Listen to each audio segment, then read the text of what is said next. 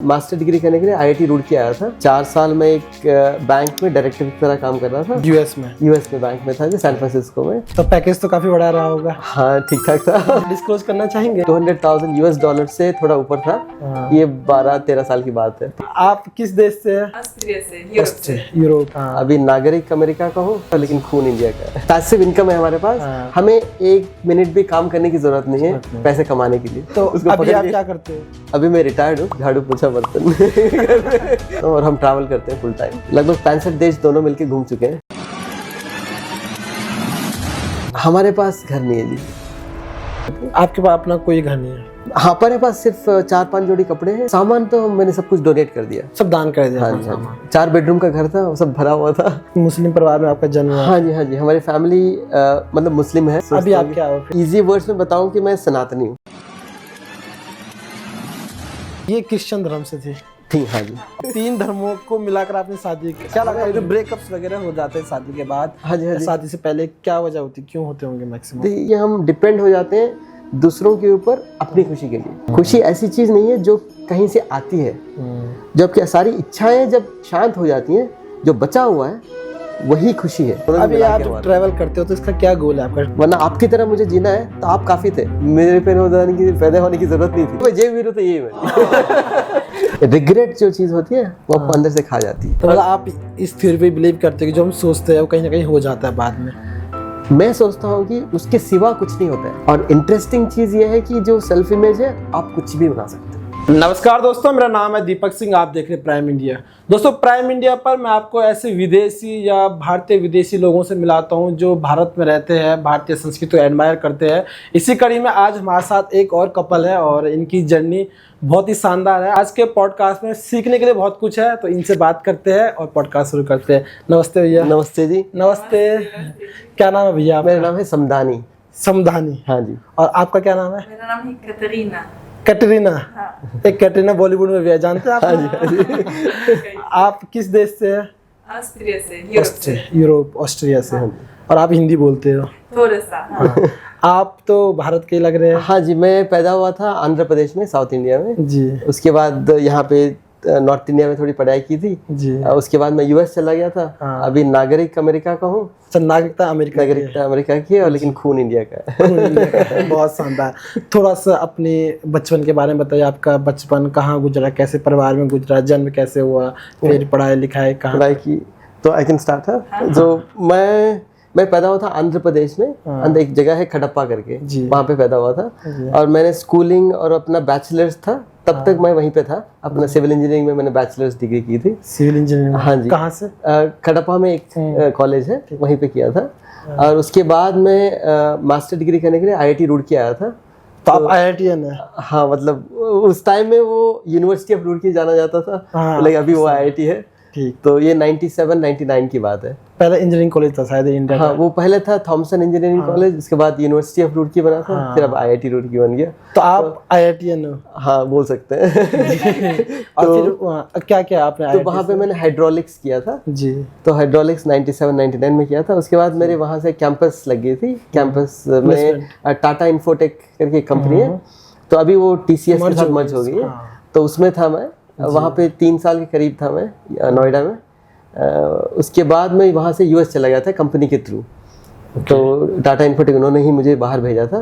तो उसके बाद वहाँ जाने के बाद मैंने अपना वीज़ा चेंज करके, एम्प्लॉयमेंट चेंज करके अपना ग्रीन कार्ड लग गया, सिटीजनशिप बदल गया। और उसके बाद मैं पहले टेक्नोलॉजी में था, IT में। उसके बाद फिर धीरे धीरे मैनेजमेंट में आ गया था। और उसके बाद मेरी खुद की इंटरेस्ट थी, उसको पढ़ के मैं थोड़ा मैनेजमेंट कंसल्टिंग कहते हैं उसमें था। डेलॉयट कंसल्टिंग ऐसे कंपनी है, बिग दुनिया की मतलब बड़ी कंसल्टिंग कंपनी, उसमें था वहाँ पे यूएस में एम्प्लॉय की तरह। और आखिरी में कहता हूँ कि 4 साल में एक बैंक में डायरेक्टर की तरह काम कर रहा था। डायरेक्टर? हाँ जी। एक तो बैंक में, यूएस में बैंक में था जो सैन फ्रांसिस्को में। और वहाँ पे लगभग 70-80 लोग थे मेरे पास। आपके अंडर में? हाँ जी। तो पैकेज तो काफी बड़ा रहा होगा। हाँ, ठीक ठाक था।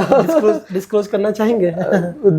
200,000 $200,000 से थोड़ा ऊपर था। ये 12-13 साल की बात है, पहले की बात है। तो अभी पता नहीं उसका इक्विवेलेंट क्या होगा, कैसे होगा। और उसके बाद वहीं पे घर वर सब कुछ वहीं पे था। एक नापा वैली करके है, अमेरिका में, सैन फ्रांसिस्को के पास।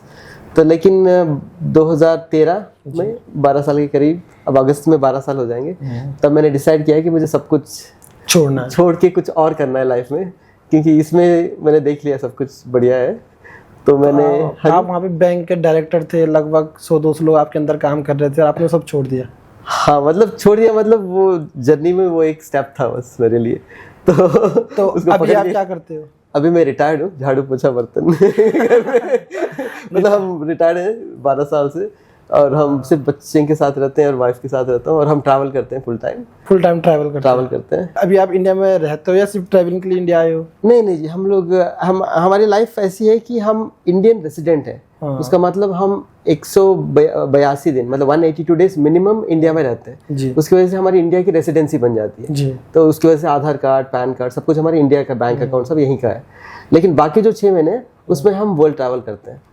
तो वैसे हम लोग अभी तक पूरा मिला के लगभग 65 देश दोनों मिलके घूम चुके हैं। 65 देश की आपकी जर्नी हो गई है? हाँ जी, हम घूम चुके हैं। और बच्चे भी जैसे 3 बच्चे हैं हमारे, और एक 20 देश घूम चुके हैं, एक 12 देशों में रह चुके हैं। और आप दोनों 65 देश, और बच्चे भी आपके 20-12 देशों में घूम हाँ चुके जी, हैं। हाँ जी। तो अभी आपका एम क्या है लाइफ का? जीना है बस। तो जब तक मौत आएगी तब तक जीना है बस। तो हमारा ऐसा कुछ अचीवमेंट का आइडिया नहीं है हमारी लाइफ में, क्योंकि हम सोचते हैं कि हम ऑलरेडी संपूर्ण हैं जी। क्योंकि हमें लगता है कि गोल जब भी सोचते हैं हम, गोल का मतलब है कि हम संपूर्ण हैं जी। और वो कंप्लीट करने के बाद हम संपूर्ण होंगे। उस हिसाब से हम गोल बना के उसके पीछे जाते हैं। लेकिन हम ये नहीं सोचते हैं कि उस जर्नी में हम हेल्दी हैं, हम पीसफुल हैं, हमारे रिलेशनशिप्स हेल्दी हैं, और हम दुनिया को कुछ शेयर क्या कर रहे हैं वो भूल जाते हैं। हम गोल के पीछे भाग जाते हैं, और गोल अचीव करने के बाद फिर लगता है कि ये तो बढ़िया था, लेकिन एक और नेक्स्ट कहाँ जाएंगे, तो हम भागने में ही रह जाते हैं पूरी लाइफ में। तो हमने डिसाइड किया कि हम उस चीज़ से रिटायर हो जाएंगे, और हम एग्री करेंगे कि हम संपूर्ण हैं, सब संपूर्ण हैं, और जो मौका भगवान देगा उस हिसाब से हम शेयर करेंगे, अनुभव करेंगे, और जिंदगी जिएंगे जब तक मौत आएगी। जैसे आपने बताया कि अभी आप काम से रिटायर्ड हो चुके हैं, काम से मतलब जीने पे फोकस है। काम से रिटायर्ड का हमारा मतलब है कि हम किसी के पास काम करके सैलरी नहीं ले रहे, मतलब इनकम जीरो है। इनकम हमारा मतलब हमारे जो पैसे खुद के हैं, जैसे हमारे पास 12 साल पहले जैसे घर था वहाँ पे, और पैसे जो बचाए हुए थे हमने, और वाइफ की जो इनकम थी, सेविंग्स थी, ये सब मिला के हमने क्या किया कि सब कुछ बेच बाच के वो पैसे को हमने इन्वेस्ट कर दिया जी। और उससे जो इंटरेस्ट आता है वो हमारा इनकम है, वो हमारा लाइफ को सपोर्ट कर रहा है जी। तो हम उसके लिए हम पैसिव इनकम है हमारे पास। हमें 1 मिनट भी काम करने की जरूरत नहीं है पैसे कमाने के लिए, तो हम सिर्फ जीने के लिए जी रहे हैं। तो अभी जैसे आपने बोला कि आप 65 देश आप ट्रैवल कर चुके हो, और अभी भी आप हर लगभग 6 महीने आप पूरे दुनिया में ट्रैवल करते हो। हाँ जी, हाँ इसमें तो पैसा बहुत लगता होगा, तो वो आप तो रिलेटिव है ना जी। तो वो आपने एक बार कमाया, फिर इन्वेस्ट किया, वहाँ से पैसा आ रहा, बस वही है? बस वही है जी। बाकी अब आप नौकरी वगैरह कुछ नहीं करते? नहीं जी, नौकरी कुछ नहीं है, बस हमारा घर पे काम, जैसे बताया, झाड़ू पोछा बर्तन, बच्चों का खाना बनाना। हम लोग बच्चों के साथ पढ़ाई हम खुद ही कराते हैं, वो घर पे स्कूलिंग हम ही करते हैं। तो ऐसा क्या परिवर्तन आया आपके जीवन में? ऐसा क्या पॉइंट था जहाँ पे आपको लगा यार कि, क्योंकि आप IITian थे, हाँ जी, आपने जो अपनी पूरी जर्नी बताई, आप टाटा के साथ जुड़े, फिर आप अमेरिका गए, वहाँ पे बैंक के डायरेक्टर बने, हाँ जी, अच्छा पैसा था, अच्छा करियर था, और आपने सब कुछ छोड़ के फिर एकदम जैसे एक साधु की तरह जिंदगी होती है, बस अपना आराम से शांति। देखिए, एक तो हम स्टोरी की तरह लाइफ को देखें, एक कॉज एंड इफेक्ट की तरह ना, कि ये हुआ था उस वजह से ये हुआ है, तो वो सोचेंगे तो फिर हम स्टोरी बन सकती है उससे। लेकिन हमारी लाइफ एक्चुअल में वो अंदर से वो इच्छा होती है कि एक तरीके से लाइफ को अनुभव करने की। तो हम स्टार्टिंग में हमें पता नहीं चलता कि हम लाइफ का पर्पस क्या है। तो हम आसपास के लोगों से, माता पिता से, मतलब गाइड से सुनते हैं, अपने जो केयर टेकर्स हैं, कि हम लाइफ को कैसे जीना है। बोलते हैं ये पढ़ाई करो, ऐसी नौकरी करो, ये काम करो, तो वो करना शुरू कर देते हैं हम लोग। एक स्टेज के बाद आपको लगता है कि इसमें मतलब थोड़ा हमारा मन नहीं लग रहा है, इसमें लगता है ये लाइफ का पर्पस नहीं है। अगर आप कभी भी सोच लो कि मैं ये कर रहा हूँ, अभी बहुत सक्सेसफुल हूँ, जिस दिन मैं मौत के बेड पे हूँ तब मैं सोचूंगा कि मैंने क्या किया लाइफ में। अब मैं सोचूंगा सिर्फ ये किया मैंने, तो आप खुश हो? मुझे लगा कि मैं खुश नहीं रहूँगा। मुझे लगा कि जिंदगी का पर्पस ही यही है कि हम जितने चीज़ें अनुभव कर सके, जितनी चीज़ें दुनिया से शेयर कर सके, वो हमारा लाइफ का पर्पस है। कभी भी कोई भी चीज़ बार बार रिपीट कर रहे हैं तो उसका मतलब हम उसको पकड़ के बैठे हैं, क्योंकि उससे जो जूस मिलता है कि इसमें मजा आ रहा है तो बात करते रहेंगे और उसमें इतना अटक जाएंगे कि हम उसके सिवा और कुछ नहीं कर सकते, क्योंकि वो अपनी आइडेंटिटी बन जाती है कि मैं कौन हूँ, मतलब मैं ये हूँ, जो मैं काम करता हूँ उसके साथ अपनी अहंकार जुड़ जाती है और उसके बाद हम उससे निकल नहीं सकते। खुश नहीं भी हैं तब भी नहीं निकल सकते, क्योंकि हमें पता नहीं हमें कुछ क्या और कर सकते हैं। तो ये सोच, मतलब ऐसा नहीं कि एक ट्रिगर था कि उसकी वजह से चेंज हो गया था, तो ये धीरे धीरे मतलब अंडरस्टैंडिंग है, तो उस अंडरस्टैंडिंग की वजह से अब यहाँ तक है। तो पता नहीं कोई एक चीज तो नहीं होगी। अब हम क्रेडिट इसको भी देते हैं जो हम रोड पे जा रहे हैं तो गाड़ी से हमें किसी ने ठोका नहीं, वो भी बंदे को थैंक यू बोलते हैं, क्योंकि वो भी रीजन था कि हम ये कर रहे हैं। ऐसा बता नहीं सकते कि इसकी वजह से, वो स्टोरी के लिए बता सकते हैं, लेकिन ये तो जो सच आपने बताया। हाँ जी। जब आप अपने करियर के पीक पे थे तब आपने करियर छोड़ा, जो हम कमाते थे पैसे वगैरह, तो आपके पेरेंट्स का क्या रिएक्शन था? क्योंकि इंडियन पेरेंट्स तो इस चीज को अलाउ नहीं करते आसानी से कि बेटा तो सब छोड़, अपनी जिंदगी जी। नहीं, उनको समझ में तो नहीं आया था ये बात, लेकिन लाइफ मेरा अपना जो है कि मैं जब से घर छोड़ चुका हूँ, जब तक मतलब बैचलर्स के बाद, उसके बाद मेरा कभी ऐसा नहीं था कि मैं उनका परमिशन लूँ किसी चीज़ के लिए और उनका एक्सेप्टेंस लूँ। मैंने लाइफ में हर चीज़ जो कर रहा था उनके साथ शेयर किया ज़रूर। अभी भी कांटेक्ट में है? हाँ, हर मतलब रोज मैसेज व्हाट्सएप में करते हैं, सब कुछ है, लेकिन हमने कभी भी उनका एक्सेप्टेंस नहीं देखा है। तो मैं हर चीज उनको बताता हूँ, मैं सोचता हूँ कि वो मेरा धर्म है और उनका हक है मैं जो लाइफ में कर रहा हूँ वो जानने का, लेकिन मैं नहीं सोचता हूँ कि मुझे उनका परमिशन लेना है करने के लिए, है ना, क्योंकि उनका सोच, उनका जीवन शैली, उनका अनुभव एक तरीके से है। अब मैं अपनी जिंदगी, अपना अनुभव, अपना फ्यूचर उनके समझ के अंदर ही रखूँ, उसकी बाउंड्री के अंदर रखूँ, तो फिर तो मैं लाइफ पीछे लेके जा रहा हूँ ना। तो उनको मुझे पैदा किया कि उनकी समझ जहाँ तक थी वहां से मैं शुरू करूँ। अगर मैं लेके वहां वापस लेके जाके हर चीज वहां उनको समझा सकूं और वो कहे कि हाँ मुझे समझ में आया, तो वो कभी नहीं हो सकता। तो वो हमें एक बार समझ में आ गया तो मैं समझाता हूँ हर बार, बहुत सारी चीजें वो उनको समझ में आती हैं, नहीं आती हैं, वो चीजें बहुत सारे मानते हैं, नहीं मानते हैं, लेकिन मैं सोचता हूँ कि उनका हक है जानने का, लेकिन मैं ये नहीं सोचता हूँ कि मेरा ये जरूरी है मुझे उनका परमिशन लेने का। तो तब आज तक मैंने घर छोड़ने के बाद किसी चीज़ का उनसे परमिशन नहीं लिया, लेकिन हर चीज़ मैं उनको बताता हूँ। कैसा आपका बचपन गुजरा, कैसे परिवार से आप बिलोंग करते थे?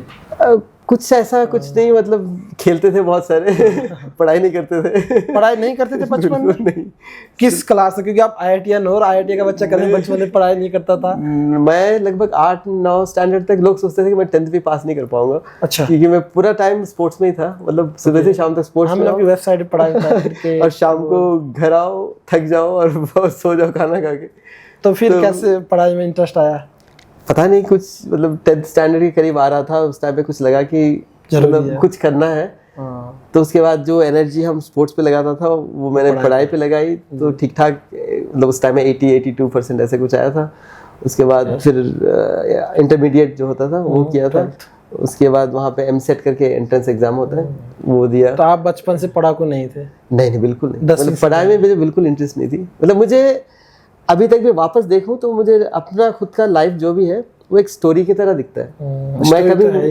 मैं कभी सोचता नहीं कि इसके साथ लगाव था, उसके साथ लगाव था। मैं अपने जर्नी को खुद से भी एक मतलब बाहर की तरफ मूवी की तरह देख रहा था। तो ऐसा नहीं था मुझे कि मैं पूरा इन्वॉल्व था कि ये मेरा पसंद है, ना पसंद है, ये चीज़ मुझे चाहिए नहीं चाहिए, ऐसा कुछ नहीं था। और आपकी वेबसाइट में देख रहा था आप मुस्लिम परिवार में आपका जन्म हुआ? हाँ जी, हमारी फैमिली मतलब मुस्लिम है, मतलब ऐसे स्ट्रिक्ट मुस्लिम नहीं है। तो जैसे पिताजी थे वो साल में 2 बार रमजान और बकरीद को जाते थे। लेकिन जो हम धर्म मानते हैं कि भाई मैं हिंदू धर्म में पैदा हुआ तो मैं हिंदू हूँ, हाँ जी, मुस्लिम धर्म में पैदा हुआ तो मुस्लिम है, वो तो बात की बात है कि हम उनके रिचुअल्स कितने फॉलो करते हैं। लेकिन जो हमारा जन्म था वो आपका मुस्लिम में फैमिली हुआ था। लेकिन अभी तो मैं नहीं सोचता। अभी आप क्या हो फिर, हिंदू? नहीं जी, मैं सोचता हूँ कि अगर इजी वर्ड्स में बताऊँ कि मैं सनातनी हूँ, है ना।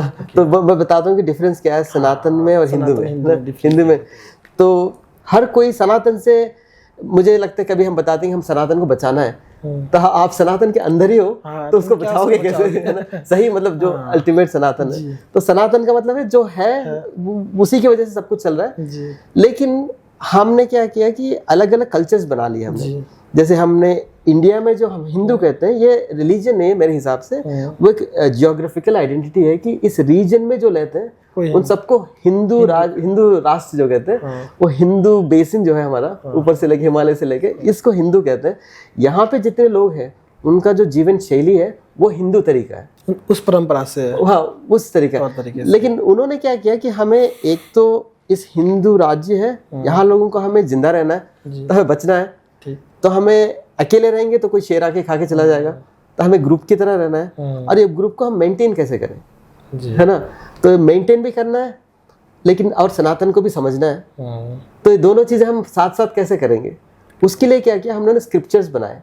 जैसे हमारे पास भगवत गीता है, वेदास है, मैंने बताया कि हमने बनाया, वेदास मतलब वो आए हैं तो लेकिन उनका एक्सेस हमने लेके उनको हमने अपना रेफरेंस बनाया। तो ये सब चीज़ें हमें बना के क्या किया कि ये हमारा धर्म है, ये हमारे संस्कार हैं, ये हमारा जीवन शैली है, इस तरीके से हम पूजा करेंगे, इस तरीके से हमारे मंदिर बनेंगे। ये सब हमने बना के क्या किया कि इसमें लोग अगर फॉलो करेंगे सोचे बिना भी, तो वो सनातन के रास्ते के आसपास रहेंगे, उसके अलाइन होके रहेंगे, है ना। लेकिन उसके साथ हमें बचाना भी है अपना तरीका, क्योंकि बाहर से कोई आके बोलेगा ये गलत है, इसको तोड़ दो फोड़ दो, तो कोई तो एक तो तरीका है ये जो हमने इस जगह बनाया है सनातन को समझने के लिए, उसको बोलते हैं हिंदू सनातन धर्म, मेरी तरीके से समझ से, है ना।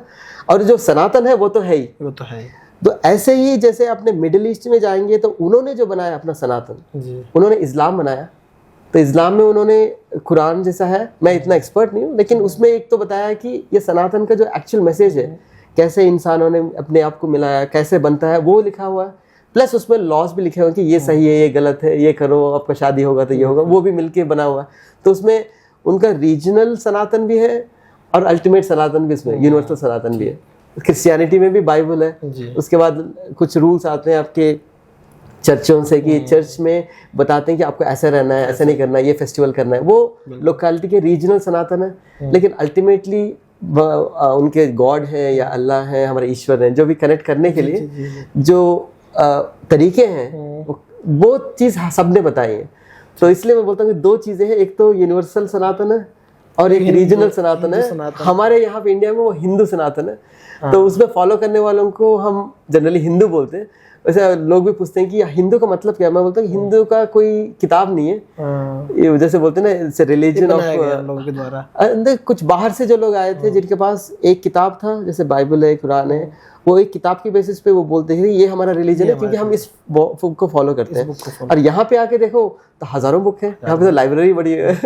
लेकिन हाँ, मेरा ये सवाल पूछने का ये मतलब था, जैसे आपने बोला कि आप जो है मुस्लिम फैमिली में आपका जन्म हुआ, हाँ जी, लेकिन अभी आपके घर में पीछे देखो मंदिर भी है, हाँ जी, डाइनिंग टेबल पे आपकी शिवलिंग है, हाँ जी, और ये मूर्ति पूजन वगैरह इस्लाम धर्म में ये सब नहीं होता है। ये मैं तो जो है ही नहीं, मैं तो धर्म ही नहीं है, हमने नहीं सोचते कि हमारे पास। अब आप कोई धर्म फॉलो ही नहीं करते? मैं बोलूंगा कि आपको कि आप कौन सा ब्रांड का शर्ट लाइफ लॉन्ग पहनोगे? नहीं कोई भी नहीं। तो आप बोलोगे नहीं पहनना चाहिए, मुझे कौन सा ब्रांड है बताओ, मैं बोलूँगी जो फिट होगा उस टाइम में वो पहनूंगा। मैं पहनेंगे, मुझे कपड़ा पहनना है, मौसम से बचना है, वो जरूरी है, वो सनातन है, मुझे वो जरूरी है, मुझे मौसम से बचना है क्योंकि जिंदा रहना है। लेकिन मैं बोलूंगा कि इसी ब्रांड का, इसी कंपनी का जो यही कपड़े से बना है वही पहनना है, तो वो फिर तो मैं फंस जाऊंगा ना। तो मैं नहीं कह रहा हूँ कि सबके लिए ये जरूरी है, लेकिन हमारे लिए हम सोचते हैं कि मुक्ति जो चीज़ होती है जिसके लिए सब लोग ढूंढ रहे हैं, तो आपकी मुक्ति सब चीज़ों से चाहिए ना।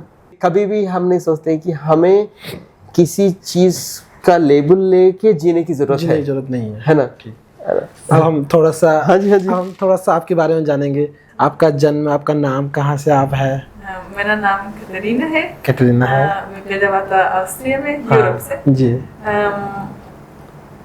I grew up in Austria। कब मैं आपका एजुकेशन बैकग्राउंड वगैरह? कब मैं 18 साल हम स्कूल थे, सब कुछ करिए। फिर 18 साल मैं चला गया Kenya, Africa. When you were 18, right? Yeah, when I was 18, I went to Africa to volunteer. Okay, हाँ। NGO में थे आप volunteer? NGO, हाँ।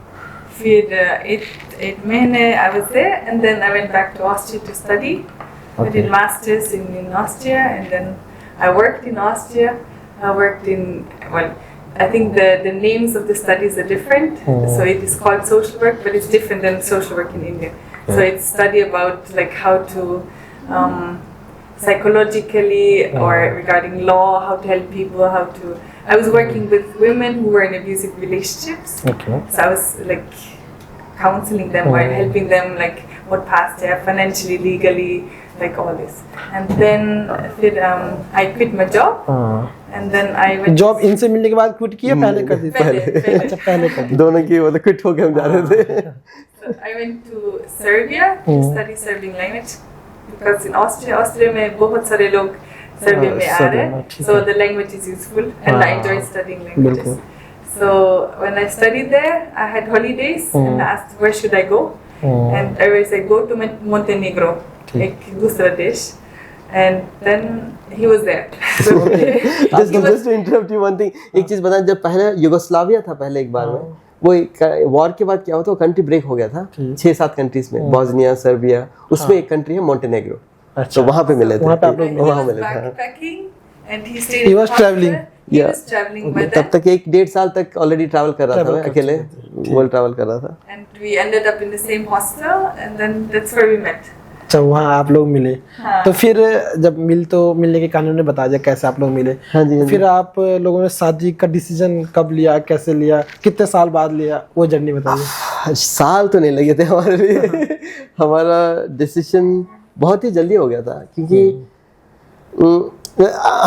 हमारी बात थोड़ी मतलब आप समझिए थोड़ा अलग है, क्योंकि हम जब मिले थे तो हमें कभी नहीं लगा था कि हम पहली बार मिल रहे हैं। ओके। हमें लग रहा था कि हम जस्ट थोड़ी देर छुट्टी के लिए गए थे और वापस आके मिल रहे हैं वापस।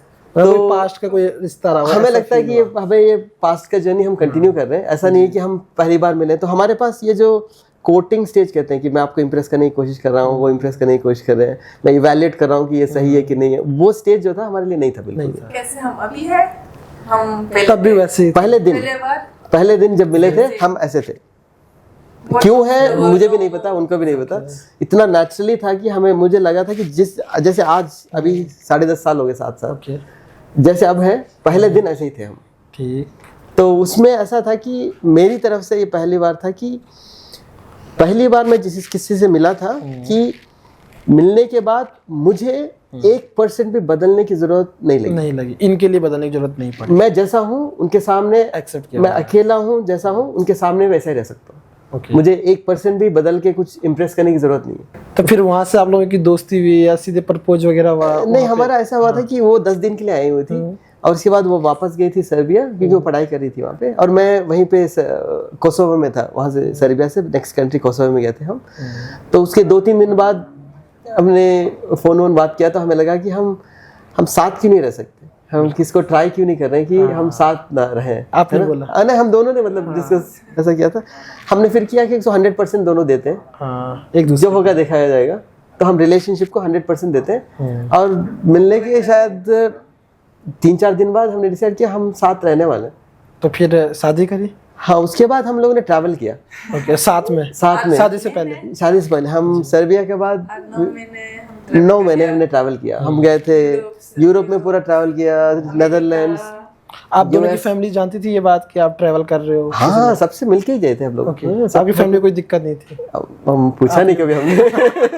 तो हम बताते तो है, सब फोटोज भेजते हैं, तो लेकिन हमने नहीं सोचा कि, लेकिन उन्होंने कभी ये किया नहीं। अब उनको कैसे हम परमिशन लेंगे जिन्होंने कभी किया ही नहीं चीज। उनके तो बहुत अलग ये चीज है। हाँ, हम हमारा सोचने का तरीका। फिर आप दोनों, तो फिर हम लोग कोलंबिया में थे, फिर उसके बाद साउथ अफ्रीका, मेक्सिको में, गौतमाला सब घूमा। उसके बाद फिर वापस ऑस्ट्रिया आए थे और वहाँ पे हमने रजिस्टर किया पहले शादी कि, और उसके बाद हमने अगस्त में, ये था 2016 we got married, right? 16 years. तो हम मिले थे 2015 अप्रैल में। हाँ, 16 में शादी हुई थी, 14 जनवरी में। तो मिलने के 1 साल के अंदर हमने शादी की थी। शादी कर ली। और कोर्ट मैरिज वगैरह? हाँ, कोर्ट मैरिज में उनके पेरेंट्स थे। और उसके बाद अगस्त में हमने ये फंक्शन किया था। तब सब लोग खूब, मतलब मम्मी पापा आए थे इंडिया से। ये फंक्शन अमेरिका में ही हुआ था ना? ऑस्ट्रिया में हुआ। ऑस्ट्रिया में? हाँ, आपके ससुराल में? हाँ जी, ससुराल में हुआ था। आपके मायके में? हाँ जी, मायके में हुआ था। और मम्मी पापा यहाँ से आए थे, दीदी रहती है सऊदी अरेबिया में, भाईजान और वो सब आए थे। और उनकी जो बेटियां जो है वो ऑस्ट्रेलिया में रहती हैं, वो आए थे। यूएस से मेरे जो कोलीग्स थे वो आए थे। तो मतलब बहुत बढ़िया था। कितने देशों से आए थे? How many countries people were there? Like हम 15-18 देशों से लोग आए थे। तो ये फिर आपकी जो शादी हुई थी हाँ जी। कैसे हुई थी? मतलब जो इनका कल्चर था उस हिसाब से आपका मुस्लिम कल्चर था? दोनों में आई थिंक हमने जैसे कहते हैं हर चीज़ हमने अजीब से किया था। हमारे पेरेंट्स को हमने पूछा नहीं कि कैसे करना है, उनके पेरेंट्स को हमने पूछा नहीं। तो हमने खुद से बैठ के डिसाइड किया कि हमारा जो लाइफ जर्नी आज तक, हमारी समझ क्या है शादी के बारे में और शादी का मतलब क्या है। शादी का मतलब कि हम दोनों ने डिसाइड किया कि हम लाइफ लॉन्ग साथ रहेंगे। ठीक है, वो एक है और उसको हम दिखाना चाहते हैं दुनिया को कि हम साथ रहने का हमने डिसाइड किया है। हम उसको सेलिब्रेट कर रहे हैं। वो सेलिब्रेशन कैसे करें, है ना? उसके लिए हमने एक तो मुस्लिम तरीका है जो लच्चा पहनते हैं और पैरों में जो पहनते हैं, और एक क्रिश्चियन तरीका है जिसमें वाइट ड्रेस पहनते हैं, और एक हम हवन जलाते हैं, हम आग लगाते हैं जो 7 फेरे लगाते हैं, और बीच में हमने क्या किया कि खुद से हमने एक कैंडल बनाई ऑस्ट्रिया वाला स्टाइल, बड़ा सा हवन के लिए एक कैंडल बनाया हमने, इतना मोटा लंबा सा, और हमने 7 फेरे उसके पास लिए। और इन्होंने इंडियन कपड़े पहने, मैं ऑस्ट्रियन कपड़ा पहना, और हमने उल्टा भी पहना। इन्होंने व्हाइट ड्रेस पहना और मैंने भी ये पहना। और उसके बाद इन्होंने लच्चा पहना, और I think I also got one, right? तो हम दोनों ने लच्चा दोनों ने पहना। ऐसा नहीं कि मैंने उनको पहनाया, तो उन्होंने भी मुझे पहनाया। क्योंकि मुझे लगता है कि उनको प्रोटेक्ट करने का जितना मेरा रिस्पॉन्सिबिलिटी है, मुझे प्रोटेक्ट करने का इनका भी उतना रिस्पॉन्सिबिलिटी है। तो सेम इक्वल है ना? तो वो ये सब करके हमने घर इंडिया से मम्मी पापा से थोड़े से कपड़े मंगवाए थे, हमने डेकोरेट किया। मैं आपको दिखाऊंगा फोटोज, बहुत सारे फोटोज हैं। और खाना जो था वो भी हमने वहाँ के शेफ को हमने सिखाया कि बिरयानी कैसे बनाते हैं। उन्होंने बिरयानी बनाया, और मम्मी और दीदी जो आए थे सब लोग मिला के हम गुलाब जामुन बनाया था। और वहाँ का जो ऑस्ट्रियन का खाना था वो सब बनाया था। तो वो सब मिक्स करके हमने प्रेजेंट किया सबको। ये क्रिश्चियन धर्म से थी? हाँ जी। और जो फेरे होते हैं वो मुस्लिम धर्म में भी होते हैं? नहीं। तो आपने 3 धर्मों, मुस्लिम, क्रिश्चियन और कुछ अपना मिक्स करके बनाया हमने। 3 धर्मों को मिलाकर आपने शादी की? मतलब हिंदुओं से अपना वो ले लिया फेरे, आपका अपना ड्रेसअप, और फिर कुछ उनका भी ले लिया, और हमने मतलब बाकी ये भी पहना, लच्चा वच्चा पहन दिया। जैसे आप दोनों कल्चर अलग है? नहीं, हमें लगता ही नहीं हम कल्चर अलग है। अब तो ठीक है। तो कभी उस कारण कभी कोई दिक्कत हुई आपको कि हमारा कल्चर अलग है? देखिए, कल्चर का दिक्कत जब आती है तब आपके कल्चर से आप जुड़े हो, आप बन जाओ। आप मुझे पूछो मैं किस कल्चर से हूँ? कोई कल्चर ही नहीं है आपका। मैं कहाँ पैदा हुआ था बता सकता हूँ, क्या पढ़ाई की, क्या काम किया, क्या सोच है बता सकता हूँ, लेकिन आप किस कल्चर से हो? अब मेरा पासपोर्ट अमेरिकन है, खून इंडियन है, मैं खाना इंडियन खा सकता हूँ, अमेरिकन खा सकता हूँ, यूरोपियन, जो खाना रखोगे मैं खा लूंगा। अब जो कल्चर में है हम लोग वहाँ का रेस्पेक्ट करते हैं, उनको हम कभी नहीं बताते कि आपको ऐसे करना है, ये सही है, ये गलत है, ये ऊपर है, नीचे जो है। लेकिन हम चाहते हैं कि हम सब में मिलजुल के रहें। अगर मैं बोलूंगा कि ये मेरे कल्चर के हिसाब से सही है, वो बोलेंगे कि ये सही है, तब फ्रिक्शन आ सकता है। अब दोनों के पास वो आइडेंटिटी है ही नहीं कि मैं इस कल्चर को बिलोंग करती हूँ, तो वो फ्रिक्शन है किस बात का? हम जो सोचेंगे कि मुझे खाने का मन कर रहा है तो आज ये खाते हैं, ये बात ही नहीं है कि कल्चर की बात है उसमें, जैसे उस दिन का मूड की बात है वो। तो अभी ठीक चल रहा है आपका रिलेशनशिप? कभी कोई दिक्कत आई? नहीं, हमें दिक्कत तो कभी आती नहीं है जी। मतलब देखिए, क्या लगता है जो ब्रेकअप्स वगैरह हो जाते हैं शादी के बाद, शादी से पहले, क्या वजह होती, क्यों होते होंगे मैक्सिमम? ये उसमें मतलब बहुत सारे लेयर्स होते हैं। एक चीज होता है कि relationship, like you know why breakups happen, right? So it's more like, एक चीज होती है कि हम रिलेशनशिप बनाने से पहले बहुत सारे लोग नहीं सोचते हैं कि वो संपूर्ण है ना? जैसे हम लोग मिले थे तब हम भी बोलते हैं कि हम जब मिले थे, अब शादी की थी, तब एक्चुअली हमें एक दूसरे की जरूरत नहीं थी खुश रहने के लिए। हम अकेले खुश रहने की क्षमता थी हमारे में, लेकिन फिर भी हमने डिसाइड किया कि हम और खुश रह सकते हैं साथ साथ मिलकर, एक दूसरे के साथ हम खुशी शेयर कर सकते हैं। लेकिन बहुत लोग क्या करते हैं कि जब रिलेशनशिप बनाते हैं तो रिलेशनशिप में अपनी जो इनकम्प्लीटनेस है वो चाहते हैं कि वो दूसरा आके उसको कंप्लीट करे, है ना? तो स्टार्टिंग में तो एक्साइटिंग होता है रिलेशनशिप, जो नए लोग मिलते हैं, कि नए लोग हैं, नए एक्सपीरियंसेस है, पता ही नहीं कि वो कैसे बिहेव करेंगे, वो तब बहुत एक्साइटिंग होगा। एक स्टेज के बाद वो फेमिलियरिटी बन जाती है और आप चेंज होने लगते हो, दूसरे चेंज होने लगते हैं, और आपके जो नीड्स है, जो इनकम्प्लीटनेस है, वो उसी तरीके से वो सॉल्व नहीं कर पाते।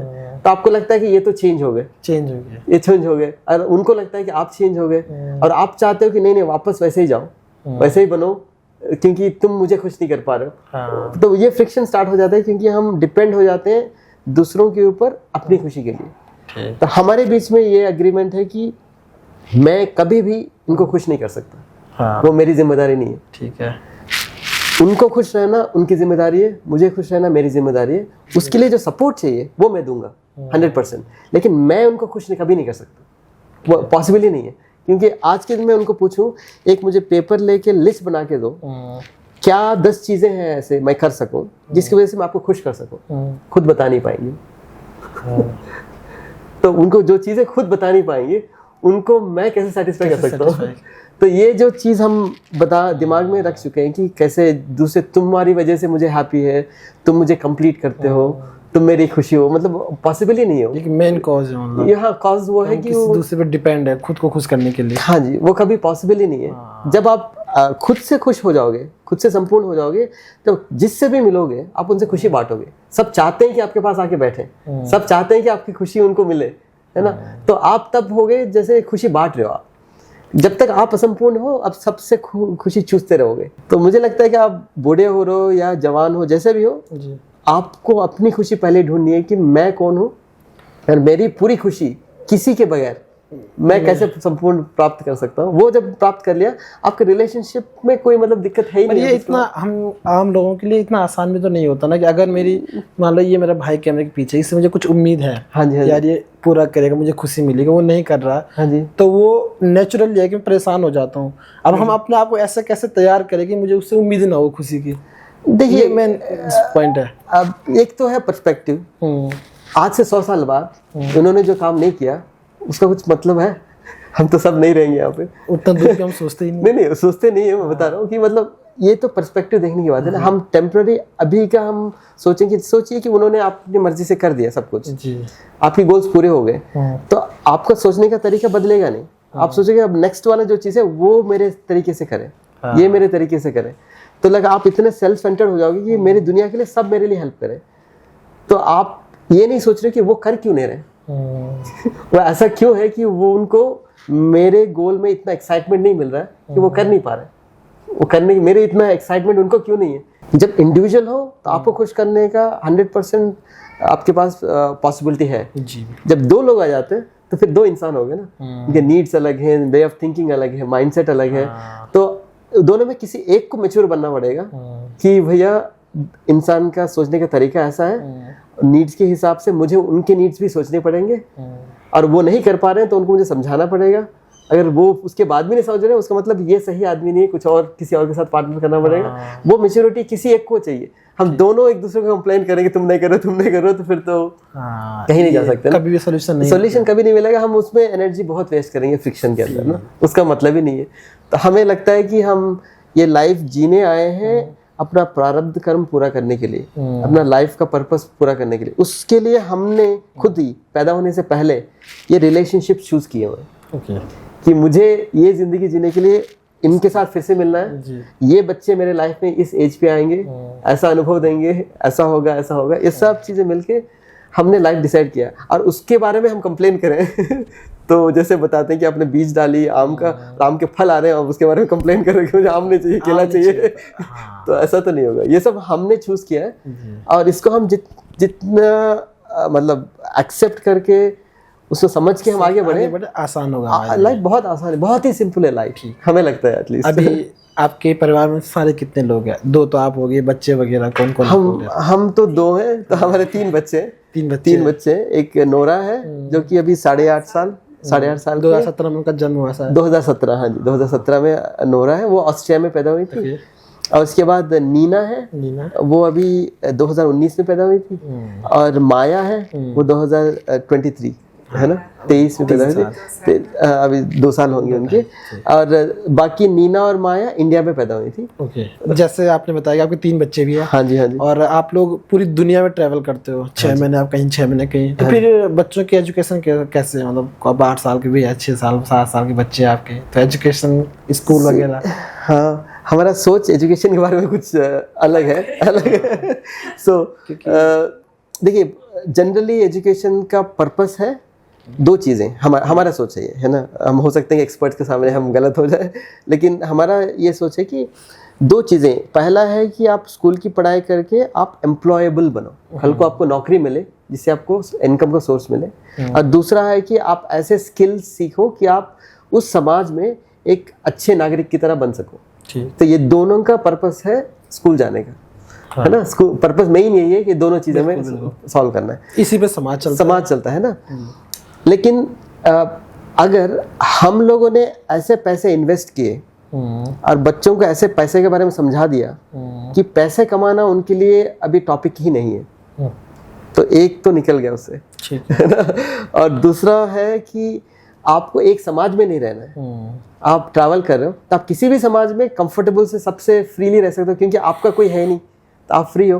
बिल्कुल। तो एजुकेशन के जो दो मेन गोल्स हैं वो हमारे लिए है नहीं, हमारे बच्चों के लिए है नहीं, तो वो हमारे साथ पढ़ाई करते हैं। लेकिन एनसीईआरटी की जैसे किताब है इंडिया में, उसकी किताबों की पढ़ाई करते हैं, और ऑस्ट्रिया की जो जर्मन किताबें हैं वो पढ़ाई करते हैं हमारे साथ, और वो भगवद गीता, उपनिषद वो पढ़ाई करते हैं। तो वो रामायण महाभारत सब उन्हीं बच्चों की बच्चे के वो किताबें जो है, जो कृष्ण की कहानियां हैं, कृष्ण यू नो भगवद गीता, रामायण, और वो उपासना करते हैं, वो ध्यान करते हैं, और वो हारमोनियम बजाते हैं। तो ये सब सेल्फ स्टडी करते हो? सेल्फ, आप और उनके टीचर हो? हम ही टीचर है यार। ये जैसे म्यूजिशियन है, ये फ्लूट बजाती हैं, गिटार बजाती हैं, यूकेलेले, हारमोनियम, पियानो बजाती हैं, वैसे हारमोनियम हो गया। और मैं तबला सीख रहा हूँ, मैं उनको सिखा रहा हूँ। तो बच्चों को जो जिंदगी, उनके लिए भी मौत बहुत टॉपिक है हमारे लिए, कि मौत आने वाली है और आज के बाद मौत के बाद।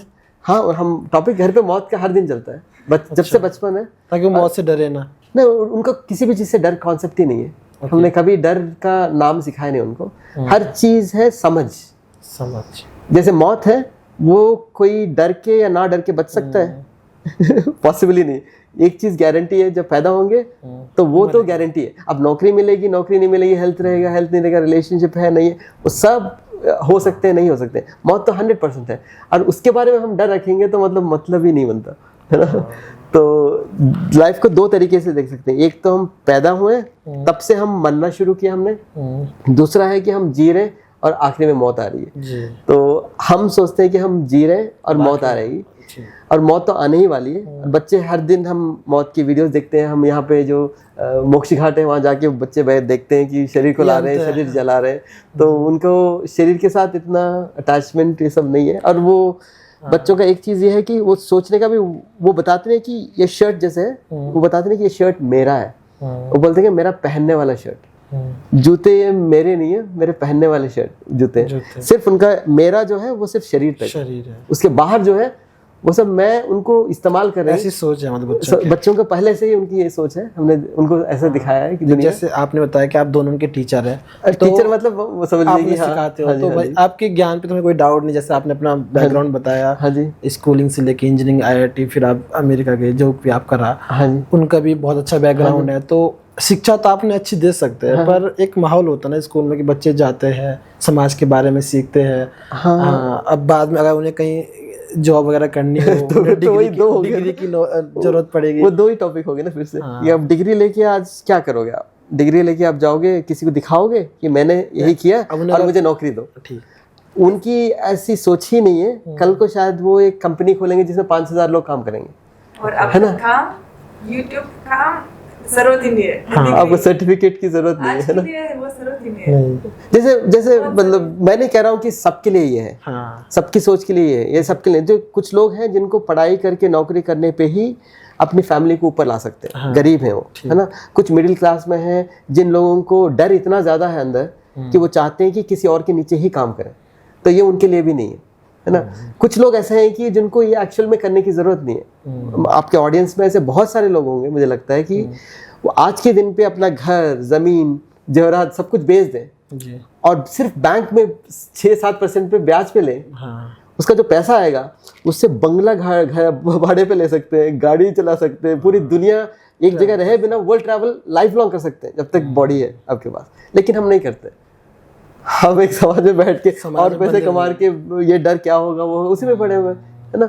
तो मैं नहीं कह रहा हूँ कि सबके लिए, लेकिन एक लेवल के बाद लोगों के लिए ये पॉसिबिलिटी है सबके पास, लेकिन सब वो डर के पीछे पकड़ के बैठे हुए कि हमें नहीं करना है। तो बच्चों में वो डर हमने आज तक एक बार भी नहीं उनको नहीं बताया कि कल को आप कुछ बनो। क्योंकि आप जो हो और आप जो करते हो वो दो अलग चीजें हैं। आप जो हो वो संपूर्ण हो ऑलरेडी।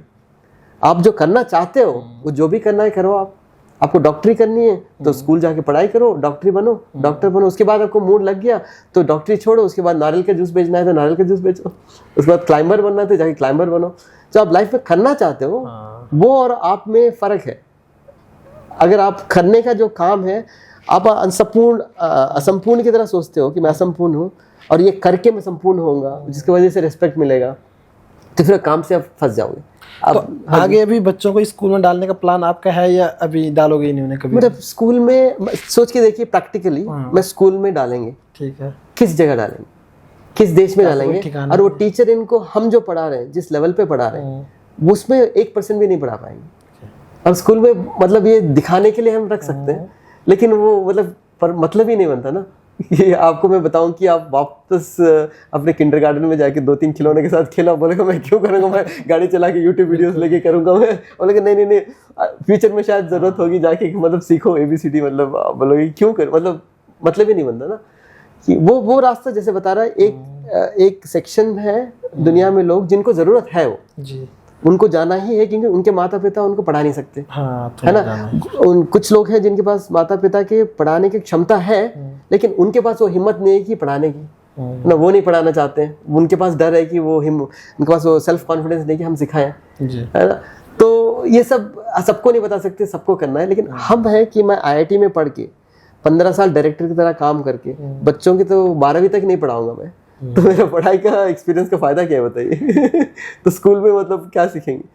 और दूसरा हमारे बच्चे 3 भाषा बोलते हैं। अच्छा, आपके बच्चे 3 भाषा बोलते हैं, कौन से? वो हिंदी बोलते हैं, मैं उनसे सिर्फ हिंदी बोलता हूँ, मैं जर्मन बोलती हूँ जर्मन, और हम दोनों इंग्लिश बोलते हैं। फिर तीनों सीख रहे, कैन राइट रीड, तो तीनों बच्चे तीनों भाषा जानते हैं। मतलब तीनों बच्चे छोटे हैं तो पहले वाले जो है वो she can read write speak all 3 languages, तीनों लैंग्वेजेस पढ़ सकती हैं। जैसे आप पूछो कि भागवतम में क्या होता है, बच्चे बता देंगे। उनकी उम्र के बच्चे स्कूल जाते हैं, उन्हें इतना पता नहीं रहता है। जैसे आपको बताता हूँ कि जैसे नोरा अभी 8 साल की है, स्कूल में जाएंगे तो पहले दूसरी कक्षा में होंगी, अभी वो NCERT की 4थी कक्षा की किताबें ऑलरेडी खुद से पढ़ रही है ना, और हारमोनियम में किताब बता सकती हैं। अब किसी के साथ बैठ के डिस्कस, अब हजारों बच्चों से वो बात कर चुके हैं बाहर ट्रैवलिंग में, कैसे बात करना है, कैसे डिस्कशन करना है, कैसे नए लोगों से जाके मिलना है। और घर पे जैसे वो खाना खुद से बनाती हैं।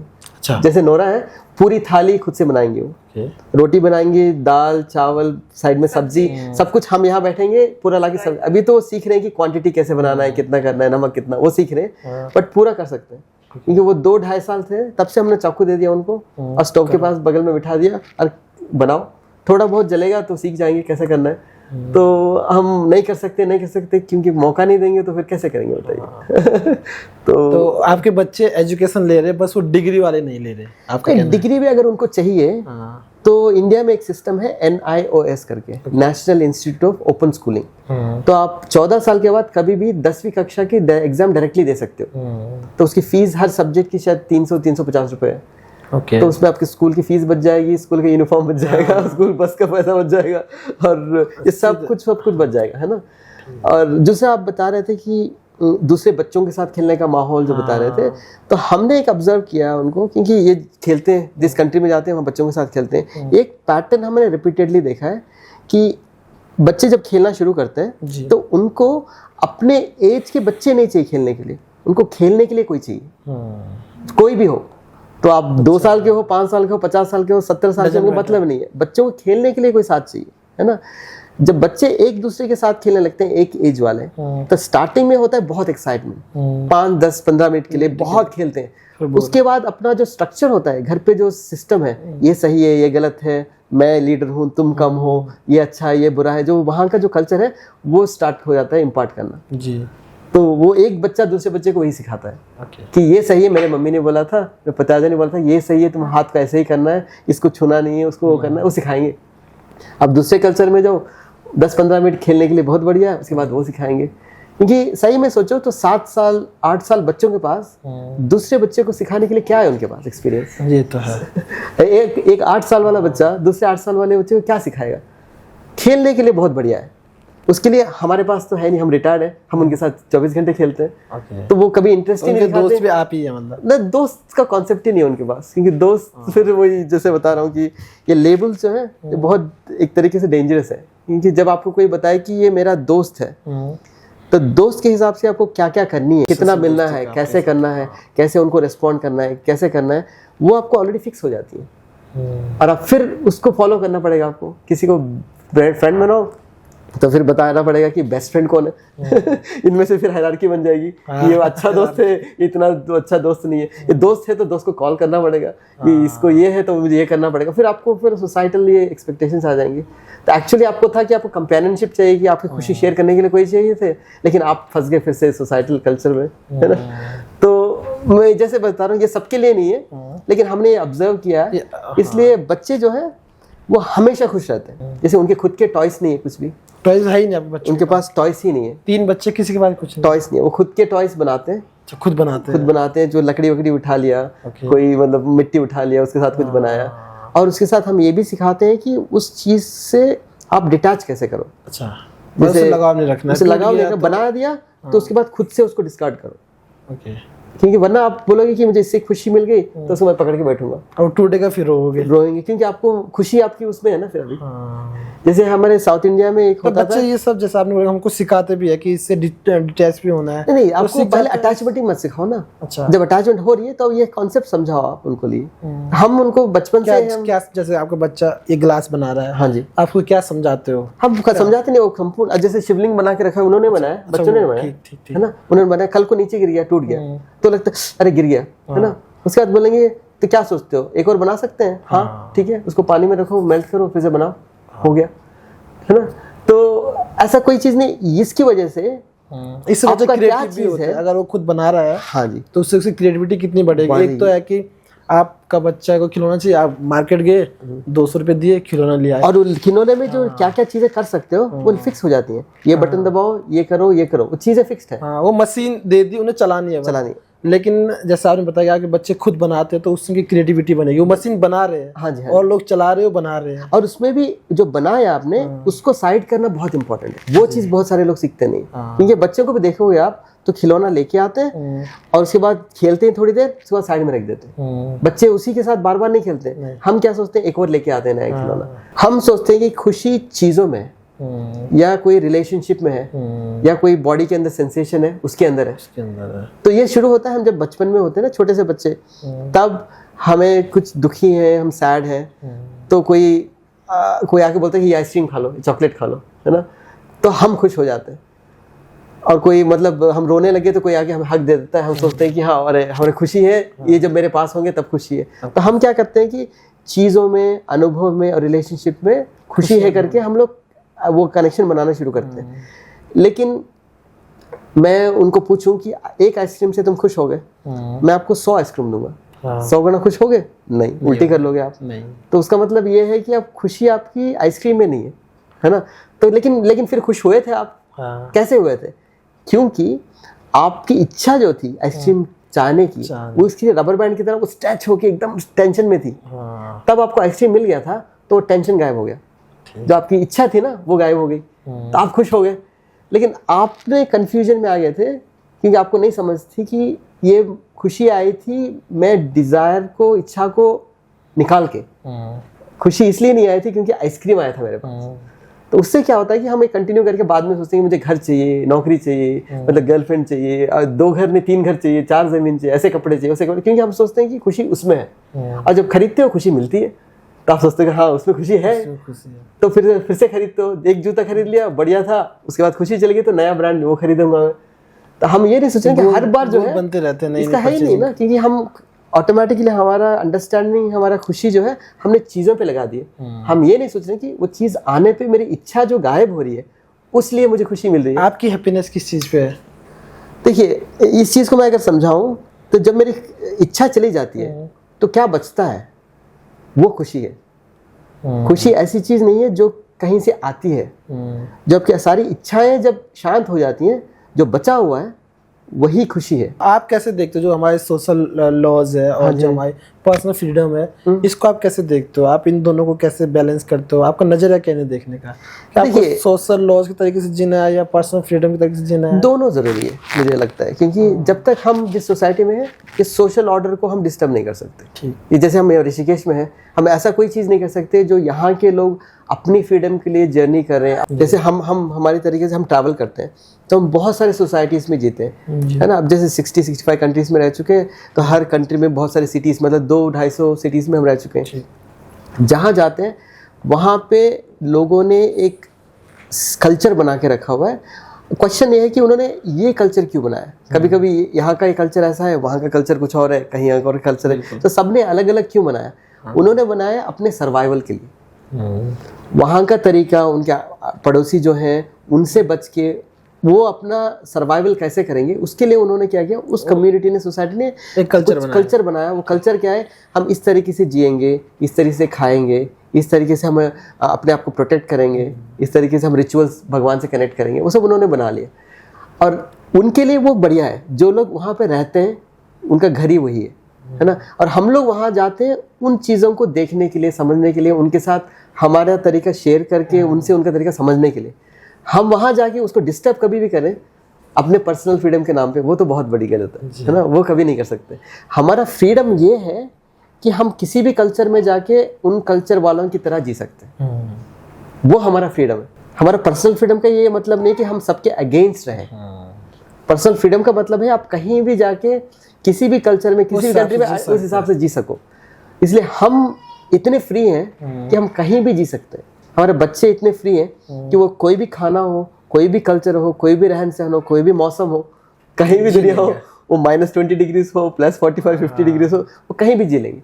तो वो फ्रीडम है ना।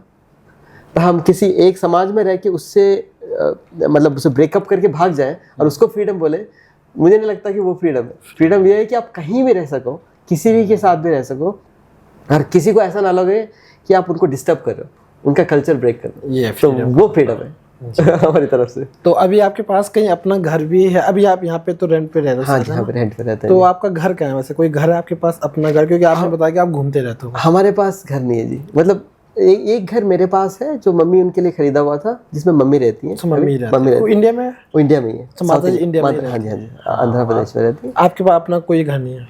हाँ, हमारे पास सिर्फ 4-5 जोड़ी कपड़े हैं, 2 बैकपैक हैं, और हम लोग जस्ट ट्रैवल करते हैं। हमारे पासपोर्ट और कुछ कंप्यूटर पर फोन कुछ है, और हम ट्रैवल करते हैं। जिस कंट्री में जहाँ जाते हैं वहाँ पे रहने का टाइम को देख के वहाँ पे सामान सब खरीद लेते हैं, और जाने के टाइम उनको गरीबों को देके चले जाते हैं। कितनी सैलरी बताई थी आपने अपनी जब आप लास्ट जिस पोस्ट पे थे? उस टाइम में तो 200,000 था, 200,000 US डॉलर। मतलब डायरेक्टर थे आप। हाँ, तो 2000 US डॉलर तो बहुत होगा। तो इतना पैसा, समृद्धि होने के बाद भी आप कह रहे हैं अपना घर भी नहीं है, ऐसा क्यों? कोई एक ठिकाना तो होना चाहिए। क्या अब आप घूमो पूरी दुनिया, आप 65 देश घूम गए, आप 100 और घूमो, पर एक घर होना चाहिए जहाँ पे आप वापस जाए, चलो ठीक है ये हमारा ठिकाना है। वो जैसे पहले बता रहा था, वही है ना कि हम चाहते हैं कि मुझे वही बिस्तर मिले, वही तंकिया मिले, वही दीवार मिले, वही पड़ोसी।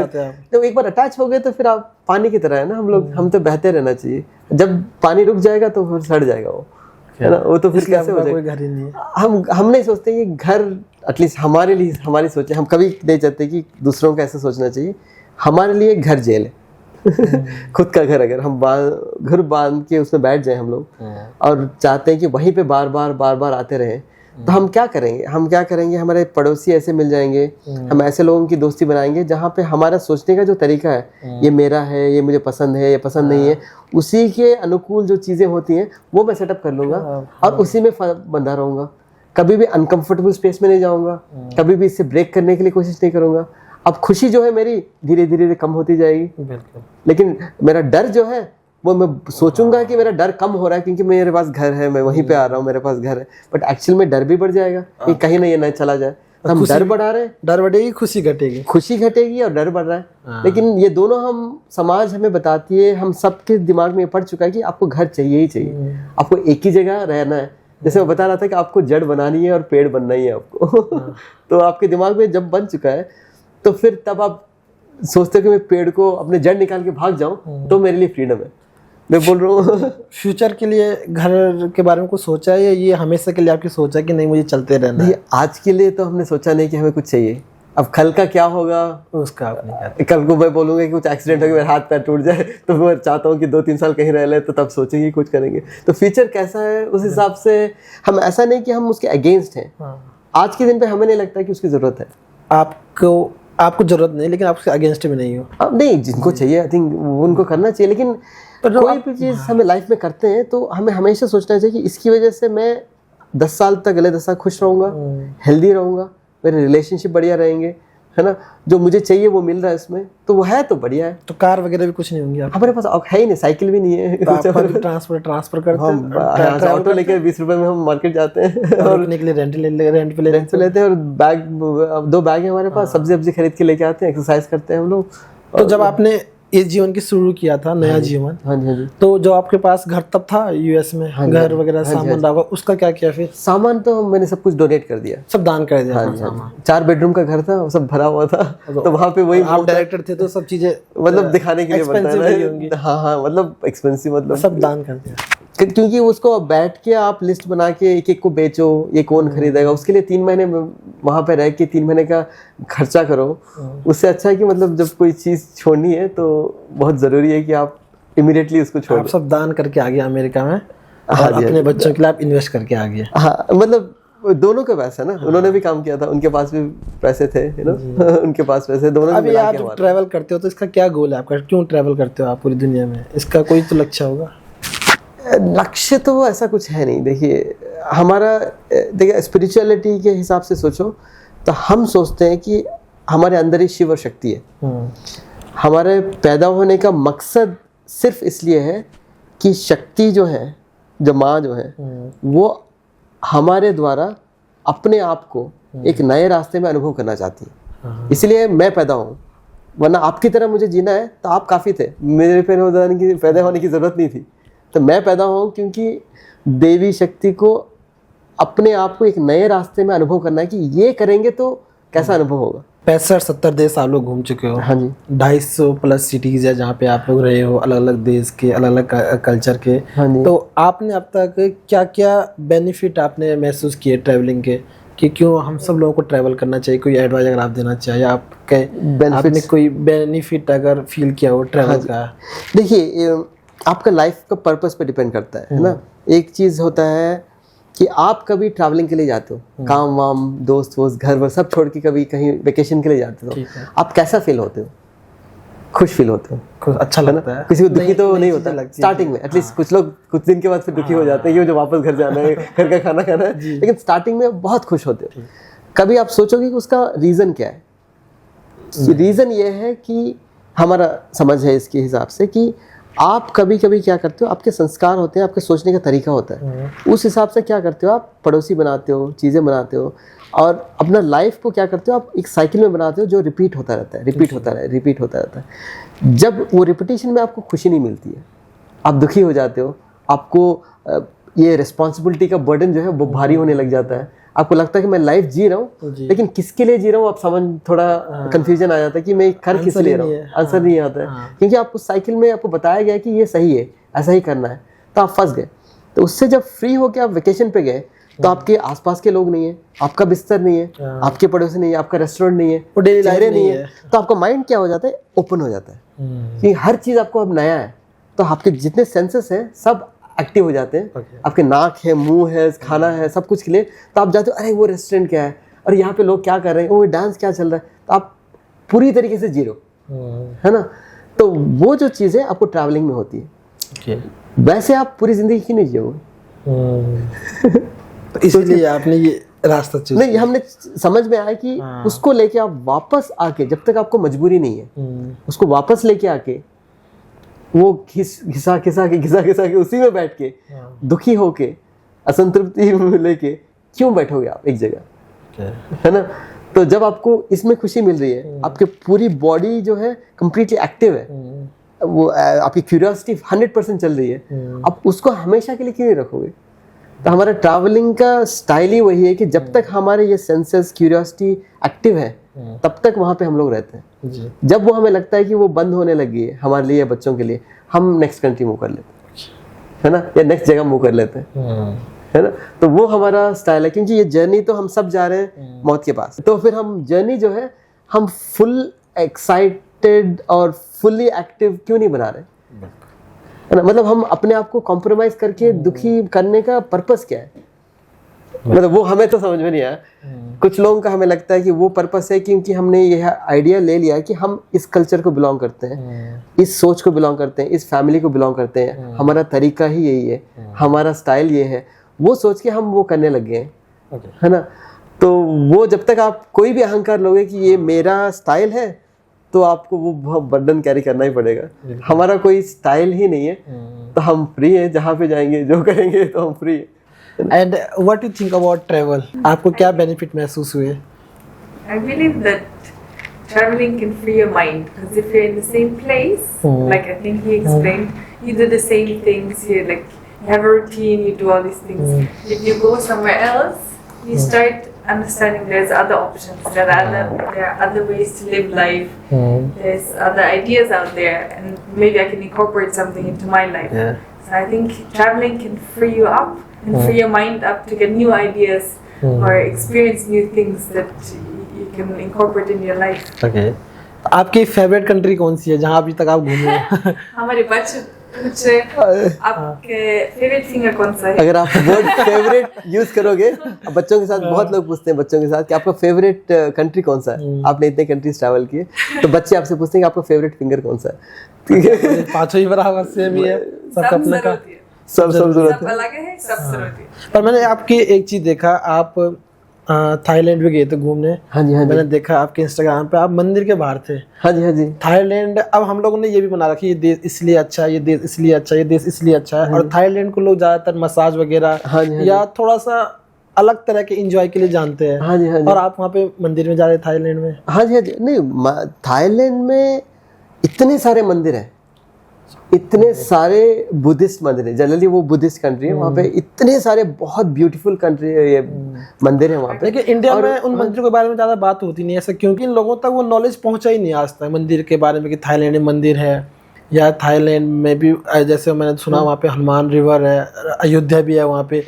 तो इन सब चीज़ों के बारे में हम लोग नहीं जानते वजह ये है कि वहाँ के इन मंदिर के बारे में बात होती नहीं, मंदिर के बारे में बात ही नहीं होती। ऐसा क्यों? जैसे आप गोवा देख लीजिए जी, आप गोवा के बारे में बात करेंगे, मैं गोवा जा रहा हूँ तो लोग भी ऐसे ही सोचते हैं, है ना। हम गोवा में 1 साल थे जी, कोरोना के टाइम में 1 साल हम गोवा में थे। ठीक है। तो इतना ब्यूटीफुल स्टेट है वो, वहाँ पे इतने वंडरफुल चर्च हैं, इतने बढ़िया बीचेस हैं। और एक हम गांव में थे, छोटे से गांव में। वो गांव में लोग जैसे हैं, वो मार्केट है, वहाँ पे नदी जाती है और वहाँ पे जाके स्विमिंग करते थे, है ना, नदी में स्विमिंग करते थे।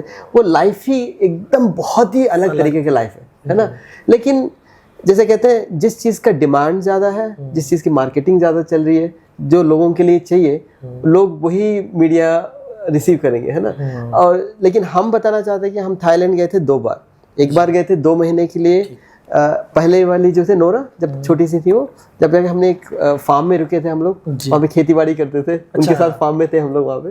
तो वहाँ में रुके होंगे, बहुत गाँव में फार्मिंग की है, फार्मिंग की बहुत बढ़िया जगह थी वहाँ पे थाईलैंड में। और वहाँ पे समझ में आया कि वहाँ पे लोगों के पास एक रिक्वायरमेंट है, मिलिट्री रिक्वायरमेंट की तरह, कि हर आदमी वहाँ पे एक बुद्धिस्ट मॉन्क की तरह बन के पता नहीं 3 महीने या 6 महीने का सर्व करना है हर आदमी को। तो जैसे मिलिट्री ड्यूटी होती है, वहाँ पे टेम्पल ड्यूटी होती है। तो उससे हर आदमी वहाँ पे आध्यात्मिकता समझता है कि बुद्धिस्ट का ये क्या है। और वहाँ के टेम्पल इतने ब्यूटीफुल बने और वहाँ की एनर्जी इतनी बढ़िया है वहाँ पे थाईलैंड में।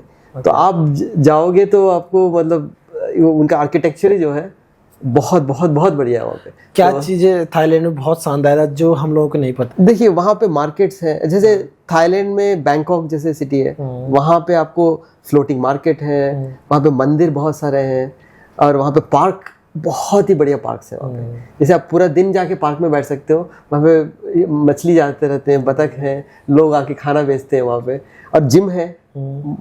ऑलमोस्ट सब पार्क्स में आपको फ्री जिम रखे हुए हैं, पब्लिक जिम्स।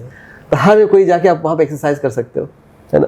तो मतलब आई थिंक इट्स लाइक, वहाँ पे जैसे हम बच्चों के साथ गए थे, तो वहाँ पे फ्री बच्चों के लिए एंटरटेनमेंट म्यूजियम बना है, डिजिटल म्यूजियम।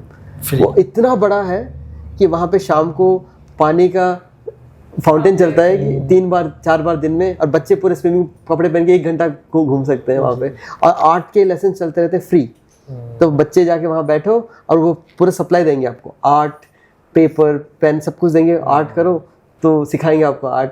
वहाँ पे खाना, थाई का जो खाना है कैसे बनाना है पार्क में सबको सिखाते हैं वहाँ पे। और वहाँ पे बच्चों का ये भी है कि वो आर्ट कुछ बना के स्कैनर करें तो वो तस्वीर जो है एक पूरे दीवार पे स्क्रीन बनी है।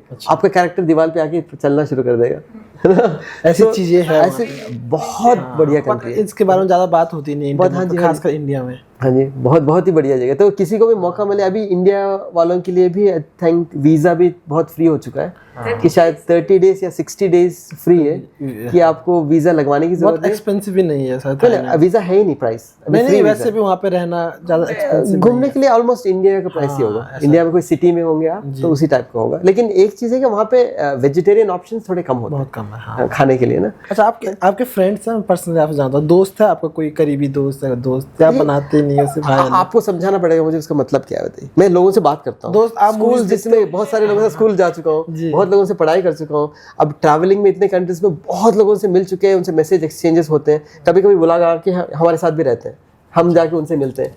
तो अब उस पर ये लेबल जब छप्पा लग जाएगा ना कि ये दोस्त है। नहीं, वो आपने डायलॉग सुना होगा, हमारी जय वीरू वाली दोस्ती है, ऐसी दोस्ती है आपकी? कैसे जय वीरू वाले? वो मूवी देखी आपने?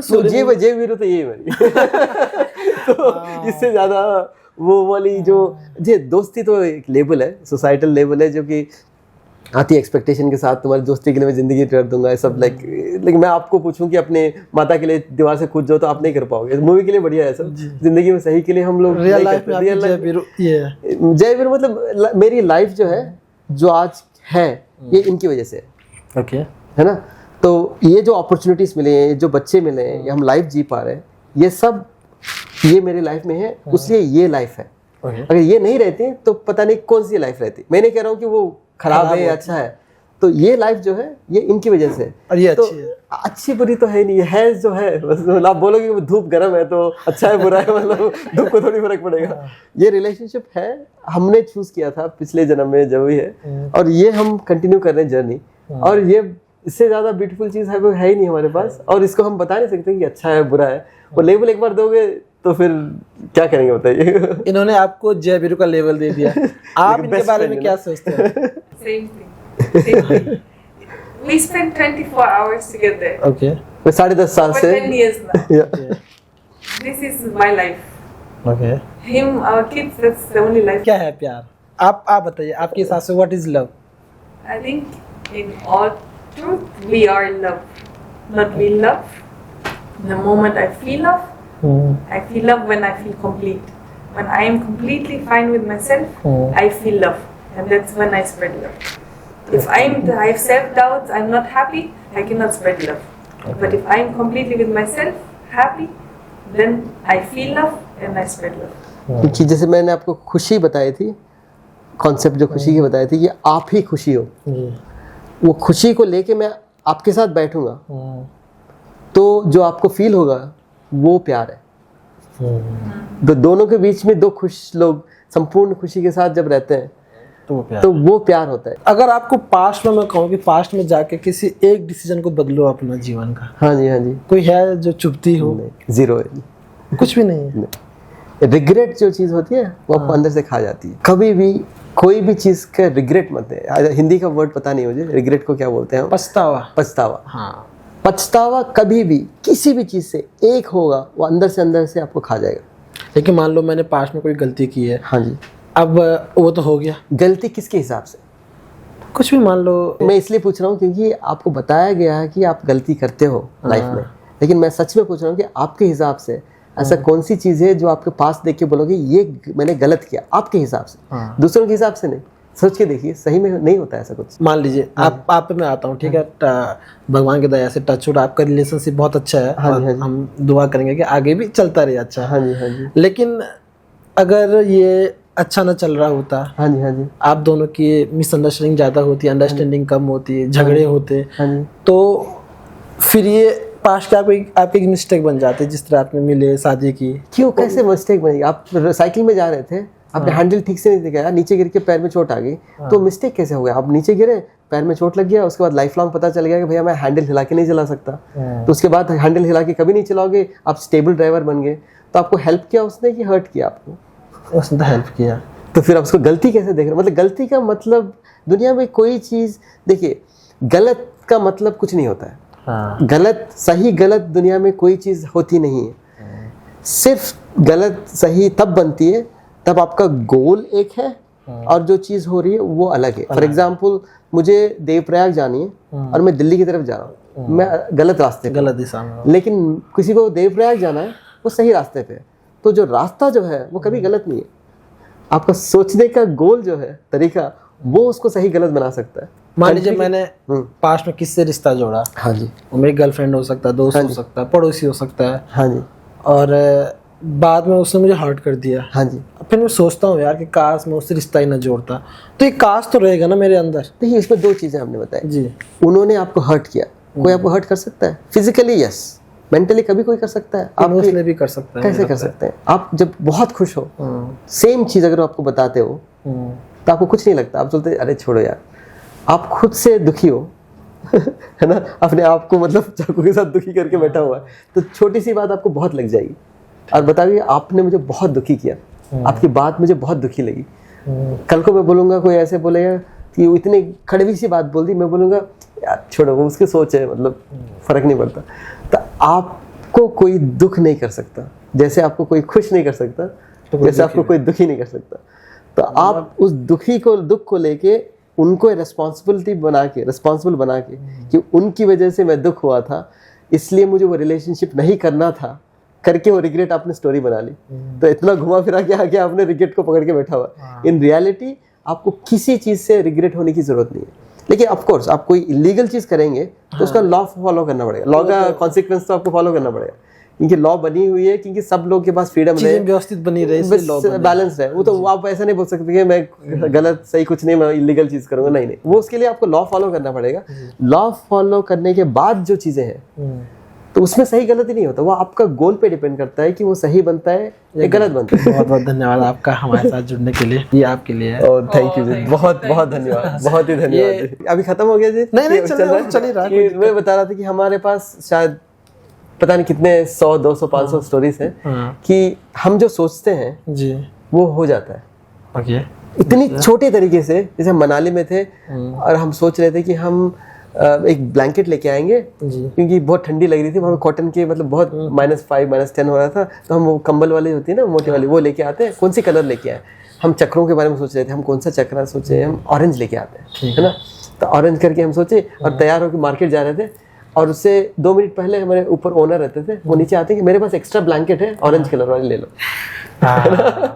आपने सोचा और वो हो गया। एक बार नहीं, ऐसे बच्चे हम बचपन में सोचते थे कि जो सेकंड वाली है उनके लिए हमें जूते खरीदनी है, हम लोग कहते नहीं कहीं से आएंगे, अभी वेट करेंगे हम, है ना।